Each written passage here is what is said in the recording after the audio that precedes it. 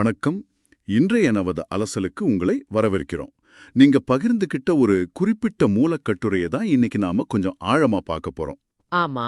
இந்த கட்டுரை விடுதலை நாளிதழ், அப்புறம் அதோட ஆசிரியர் வீரமணி அவர்கள் இவங்களோட செய்தி வெளியீட்டு முறைகள் பத்தி சில கொஞ்சம் கடுமையான விமர்சனங்களை முன்வைக்குது. சரி. குறிப்பா சொல்லணும்னா, கொஞ்சம் வயசானதுக்கு அப்புறம் படிக்க போன 2 பெண்களோட சாதனை செய்திகள்ல ஒன்ன மட்டும் வெளியிட்டு இன்னொன்ன வெளியிடாததுல ஒரு சார்பு நிலை இருக்குன்னு இந்த கட்டுரை சொல்லுது. ஆமா, இந்த மூலக்கட்டுரையோட மையவாதமே அதுதான்னு நினைக்கிறேன்.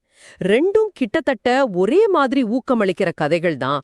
ஆனா ஒண்ணு மட்டும் பிரசுரமாகி இன்னொன்னு ஏன் வரல? அதுக்கு காரணம் ஒருவேளை அரசியல் நிலைப்பாடா இருக்குமோன்னு கட்டுரையாளர் சந்தேகிக்கிறார். நம்ம நோக்கம் என்னன்னா, இந்த கட்டுரையில என்ன சொல்லியிருக்காங்க, என்ன வாதங்கள் இருக்கு அப்படிங்கிறத உள்ளது உள்ளபடி உங்களுக்கு சொல்றது தான். இதுல முன்வைக்கிற குற்றச்சாட்டுகள், குறிப்பா நீட் தேர்வு மாதிரியான விஷயங்கள்ல அவங்க பார்வை எப்படி செய்தித் தேர்வை பாதிக்குதுன்னு கட்டுரையாளர் சொல்றத புரிஞ்சுக்கிறது. சரி, வாங்க இதுக்குள்ள போய் பார்க்கலாம் என்ன சொல்றாங்கன்னு.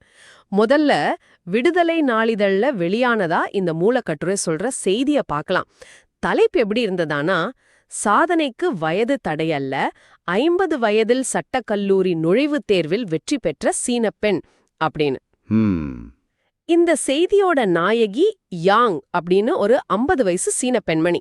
இதுல ஒரு சுவாரஸ்யமான விஷயம் என்னன்னா, அதாவது அவங்க மகன் சட்டக்கல்லூரி நுழைவுத் தேர்வுல தோத்து போயிட்டாராம். ஓஹோ.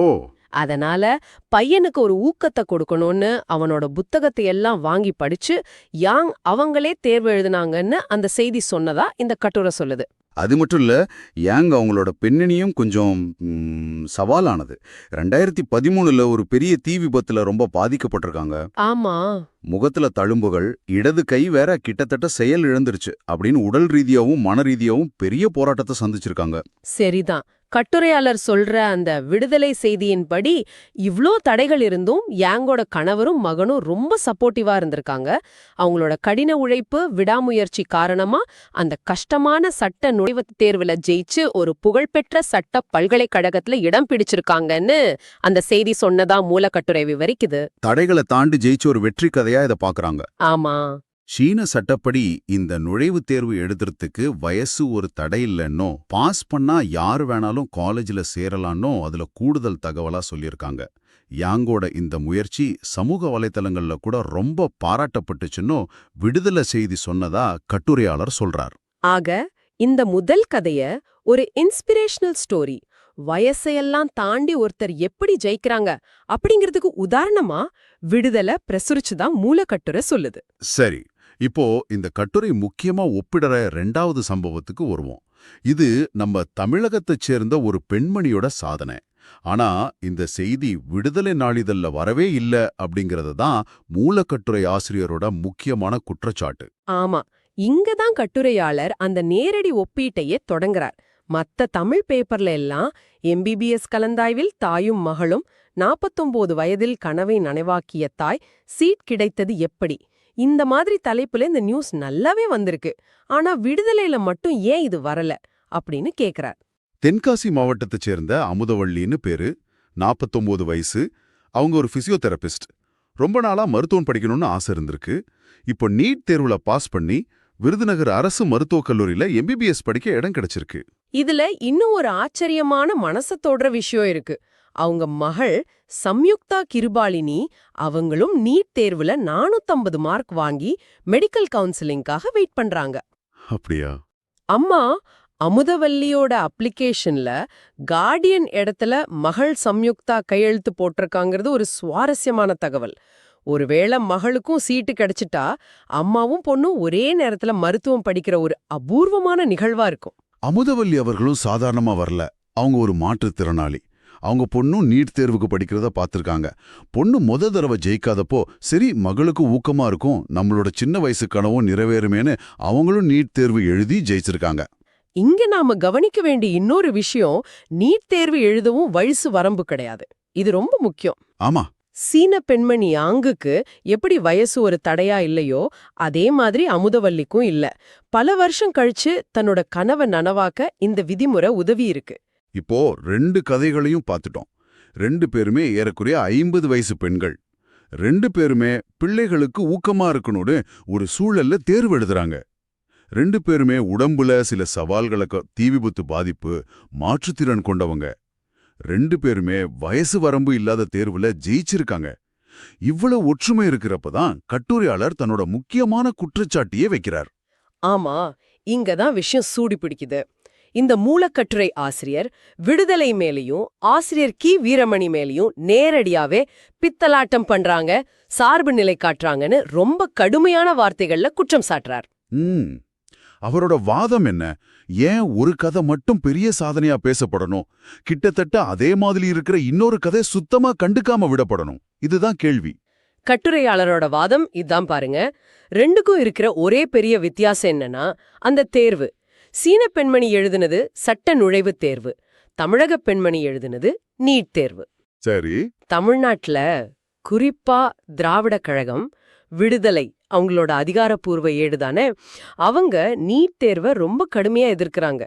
நீட் சமூக நீதிக்கு எதிரானதுங்கிறது அவங்களோட ரொம்ப கால நிலைப்பாடு. ஆமா, அது நமக்கு தெரியும். அதனால நீட் தேர்வு மூலமா கிடைச்ச ஒரு வெற்றிய, அது எவ்வளோ பெரிய சாதனையா இருந்தாலும் சரி, அதை பாராட்டவோ பிரசுரிக்கவோ விடுதலை தயாரா இல்ல.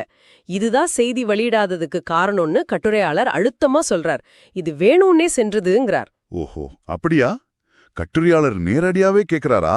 ஆமா. சீன பெண்மணி சாதனையாளர்னா நம்ம தமிழ்நாட்டு அமுதவல்லி சாதனையாளர் இல்லையா அப்படின்னு கேக்குறார். அவங்கள பாராட்டாம விட்டது ஏன்? நீட்ல ஜெயிச்சதால அவங்க சாதனை இல்லாம போயிடுமா? இப்படின்னு அடுக்கடுக்கா கேள்வி கேக்குறார். இப்படி ஒரு செய்தியை செலக்ட் பண்ணி போடாம விட்டத அயோக்கியத்தனம், நாணயமற்ற செயல்னு ரொம்ப காட்டமான வார்த்தைகள்ல சொல்றத மூலக்கட்டுரையில இருக்கு. அப்புறம் ஆசிரியர் கி வீரமணிய நோக்கியும் கேள்வி கேக்குறார். ஆசிரியர் வீரமணி அவர்களே, இந்த தமிழக பெண்மணி செஞ்சது சாதனை இல்லையா? அவரை பாராட்டுறதுல கூடவா இந்த ஓரவஞ்சனை அப்படின்னு கேக்குறதா கட்டுரை சொல்லுது. நீட் எதிர்ப்புங்கிறது வேற, ஒரு தனி மனுஷியோட சாதனையை ஏத்துக்கிறதுங்கிறது வேற இல்லையா? அப்படிங்கிற தொனியில கட்டுரையாளர் பேசுறார். இந்த கட்டுரை இன்னொரு பக்கத்தையும் காட்டுது இல்லையா? அதாவது அமுதவல்லி இந்த வயசுல மெடிக்கல் காலேஜ் சேர்ந்தத பத்தி சில விமர்சனங்களும் வந்துச்சான். ஆமா, அதுவும் உண்மைதான். அவங்க ஒரு இளம் மாணவரோட அரசு கோட்டா சீட்டை எடுத்துட்டாங்கன்னு சில பேர் சோஷியல் மீடியால பேசினாங்க. சரி. ஆனா கட்டுரையாளர் அந்த விமர்சனத்தை ரொம்ப கடுமையா நிராகரிக்கிறார். அப்படி சொல்றவங்கள அரைவேக்காட்டு சமூக நீதியாளர்கள்னு சொல்றார். அவரோட எதிர்வாதம் என்னன்னா, அரசியல் வாரிசுரிமை எல்லாம் இருக்குல்ல. ஓ, அதோட ஒப்பிடுறாரா? ஆமா, அதாவது கணவரோ தந்தையோ இறந்துட்டா கட்சியில வேற தகுதியான ஆள் இருந்தாலும் அரசியலே தெரியாத மனைவியோ பிள்ளையோ நேரடியா பதவிக்கு வர்றத ஒரு சமூக அநீதியா பார்க்காதவங்க தான் சொந்த முயற்சியில கஷ்டப்பட்டு படிச்சு தகுதியின் அடிப்படையில இடம் பிடிச்ச அமுதவல்லிய விமர்சிக்கிறாங்கன்னு சொல்றார். இது ஒரு இன்ட்ரெஸ்டிங்கான ஒப்பீடு. தகுதியே இல்லாம வாரிசுங்கிறதுக்காக பதவிக்கு வர்றத கண்டுக்காதவங்க, தகுதி தேர்வுல ஜெயிச்சு வந்த ஒருத்தரை, அதுவும் ஒரு மாற்றுத்திறனாளிய விமர்சிக்கிறது எந்த விதத்துல நியாயம்? இதுதான் கட்டுரையாளரோட கேள்வி. ஆமா, இது அந்த விமர்சனத்துக்கான ஒரு வலுவான எதிர்வாதமா மூலக்கட்டுரையில முன்வைக்கப்படுது. சரி, இறுதியே இந்த கட்டுரை இந்த ஒரு செய்தி விஷயத்தோட நிக்கல போல இருக்கே. இல்ல, இத ஒரு உதாரணமா காட்டி ஆசிரியர் கி வீரமணியோட ஒட்டுமொத்த பகுத்தறிவு அணுகுமுறை மேலேயே ஒரு பெரிய கேள்வியை எழுப்புது. அது எப்படி? போடுறதுல கூட இப்படி ஒரு பயஸ், அதாவது நீட்ல ஜெயிச்சாங்கங்கிற ஒரே காரணத்துக்காக ஒருத்தரோட சாதனைய மறைக்கிற நிலைப்பாடு இருந்தா, மத்த சமூக அரசியல் விஷயங்கள்லயும் இவங்களோட பகுத்தறிவு எப்படி நேர்மையா இருக்கும்னு கட்டுரையாளர் சந்தேகிக்கிறார். ஓ, இது இன்னும் பெரிய குற்றச்சாட்டு. அதுக்கு வலு சேர்க்க சீமானோட ஒரு மேற்கோளையும் கட்டுரையாளர் பயன்படுத்துறாரு. அந்த பகுத்தறிவு எங்களுக்கு எதற்கு அப்படின்னு. அதாவது ஒரு குறிப்பிட்ட சித்தாந்தத்துக்கு ஏத்த மாதிரி உண்மைகளை வளைக்கிற இல்ல மறைக்கிற பகுத்தறிவு எங்களுக்கு தேவையில்லைங்கிற அர்த்தத்துல அதை பயன்படுத்தியிருக்கலாம். ஆக இந்த ஒரு சம்பவத்தை வச்சு விடுதலை மற்றும் கி வீரமணியோட பொதுவான நம்பகத்தன்மை, அவங்களோட பகுத்தறிவு நிலைப்பாடு பத்திய ஒரு பரந்த விமர்சனமா இது மாறுது. ஆக மொத்தத்துல நாம பார்த்த இந்த மூலக்கட்டுரை விடுதலை மேலையும் ஆசிரியர் மேலையும் ரொம்ப நேரடியான கடுமையான குற்றச்சாட்டுகளை முன்வைக்குதுன்னு தெளிவா தெரியுது. அதோட வாதங்களை ஒரு தடவை சுருக்கமா பாத்துடலாமா? கண்டிப்பா. சுருக்கமா சொன்னா இந்த கட்டுரையின் மையவாதம் இதுதான். 2 ஒரே மாதிரி ஊக்கமளிக்கிற கதை இருக்கு. ஒன்னு, சீன பெண்மணியோட சட்ட நுழைவுத் தேர்வு வெற்றி, இது விடுதலையில வந்ததா சொல்றாங்க. இன்னொன்னு, நம்ம தமிழ்நாட்டு பெண்மணி அமுதவல்லியோட நீட் தேர்வு வெற்றி, இது வரலன்னு குற்றச்சாட்டு. கட்டுரை என்ன பண்ணுதுன்னா இந்த ரெண்டையும் ஒப்பிட்டு அமுதவல்லியோட நீட் வெற்றியை பிரசரிக்காததுக்கு காரணம் விடுதலையோட நீட் எதிர்ப்பு நிலைப்பாடுதான்னு வாதிடுது. ஆமா, இது ஒரு திட்டமிட்ட பித்தலாட்டம் இல்லனா செய்தித் தேர்வுல காட்டப்பட்ட சார்பு நிலைன்னு கடுமையா சொல்லுது. அந்த வாதங்கள்ல இப்படி வரிசைப்படுத்தலாம் இல்லையா? சொல்லுங்க. 1 யாங் சீனா, அமுதவல்லி தமிழகம். வயசு, பிள்ளைங்களுக்கு ஊக்கமா இருந்தது, சவால்களை சந்திச்சது, தீ விபத்து பாதிப்பு வெசஸ் மாட்டுத்திறன்.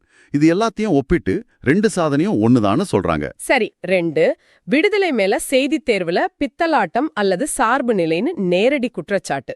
3 இதுக்கு காரணம் அமுதவள்ளி நீட்ல ஜெயிச்சதும் விடுதலை நீட்டை எதிர்க்கிறதும் தான் தொடர்பு படுத்துறாங்க. அரசியல் நிலைப்பாடும் செய்தியை பாதிச்சதுன்னு சொல்றாங்க. 4 அமுதவல்லி ஒரு இளம் மாணவரோட வாய்ப்பை பறிச்சிட்டாங்கன்னு வந்த விமர்சனத்தையும் சொல்லி அத கட்டுரையாளர் கடுமையா மறுக்கிறாரு. அத அரசியல் வாரிசுரிமையோட ஒப்பிட்டு அமுதவல்லியோட வெற்றி தகுதியானதுன்னு சொல்றாரு. 5 கடைசியா இந்த ஒரு விஷயத்தை வச்சு வீரமணியோட ஒட்டுமொத்த பகுத்தறிவு அணுகுமுறை நம்பகத்தன்மை பத்திய கேள்வி எழுப்புறாங்க. மிகச்சரியா தொகுத்துட்டீங்க. ஆனா இங்க ஒண்ணு நாம தெளிவுபடுத்திடணும், நீங்க நல்லா கவனிக்கணும். சொல்லுங்க. நாங்க இந்த கட்டுரையில சொல்லப்பட்டிருக்கிற கருத்துக்களையோ அதுல பயன்படுத்தி இருக்கிற கடுமையான வார்த்தைகளையோ இல்ல அந்த குற்றச்சாட்டுகளையோ சரினோ தப்புன்னோ சொல்ல வரல. ஆமா, அது முக்கியம். நாம்னா அதை ஆதரிக்கவும் இல்ல, எதிர்க்கவும் இல்ல. நீங்க எங்களோடு பகிர்ந்துகிட்ட அந்த மூலக்கட்டுரையில என்னென்ன வாதங்கள் இருக்கு, எந்தெந்த கோணத்துல அதை சொல்லியிருக்காங்கங்கிற ஒரு விரிவான பார்வையா மட்டும்தான் இங்க கொடுத்திருக்கோம். இதோட உண்மைத்தன்மை பத்தியோ நியாயம் பத்தியோ நாங்க எந்த தீர்ப்பும் சொல்லல. இத மறுபடியும் அழுத்தமா சொல்றோம். நிச்சயமா ஊடகங்கள் எப்படி செய்திகளை தேர்ந்தெடுக்கறாங்க, அதுக்கு பின்னால அரசியல் அல்லது சித்தாந்த சார்புகள் இருக்குமா, அது எப்படி ஒரு செய்தியோட முக்கியத்துவத்தை, ஏன் சில சமயம் அந்த செய்தியே இருக்கிறதே கூட தீர்மானிக்கலாம் அப்படிங்கறத பத்தி இந்த கட்டுரையின் வாதங்களை நம்ம விரிவாக பார்த்தோம். இது நம்ம எல்லாரையும் யோசிக்க வைக்கிற ஒரு முக்கியமான கேள்வி எழுப்புது இல்லையா? அதாவது இங்க பேசின குறிப்பிட்ட நபர்கள், பத்திரிகைகள், அரசியல் நிலைப்பாடுகள் இதையெல்லாம் தாண்டி ஒருபடி மேல போய் யோசிச்சு பாருங்க. நம்மளோட சொந்த நம்பிக்கைகள், நம்மளோட விருப்பு வெறுப்புகள், நம்மளோட முன்முடிவுகள், அதாவது பயாஸ், இதெல்லாம் நாம எந்த கதைகளை கவனிக்கிறோம், எதை முக்கியமா நினைக்கிறோம், எதை மத்தவங்களோட ஆர்வமா ஷேர் பண்றோம், அதே நேரம் எந்த கதைகளை நாம தெரிஞ்சோ தெரியாமலோ கண்டுக்காம விடுறோம், புறக்கணிக்கிறோம் அப்படிங்கறத எந்த அளவுக்கு தீர்மானிக்குது? ஆமா, நிச்சயமா. தகவல்கள் இப்படி வெள்ளம் மாதிரி வர்ற இந்த டிஜிட்டல் காலத்துல செய்திகளை நாம எப்படி பார்க்கறோம், எப்படி எடுத்துக்கிறோங்கிறதுல நம்ம கண்ணுக்கு தெரியாத கண்ணாடிங்க எப்படி வேலை செய்யுதுன்னு நம்ம எல்லாரும் கொஞ்சம் ஆழமா யோசிக்க வேண்டிய விஷயம்தான் இது. ஆமா. அடுத்த தடவை நீங்க ஒரு செய்தியை படிக்கும்போதோ கேட்கும்போதோ இல்ல அதை பத்தி பேசும்போதோ இந்த கேள்வி உங்க மனசுல ஒரு ஓரமா இருக்கலாம். அடுத்த முறை சந்திக்கும் வரை தொடர்ந்து ஆராயுங்கள், தொடர்ந்து சிந்தியுங்கள்.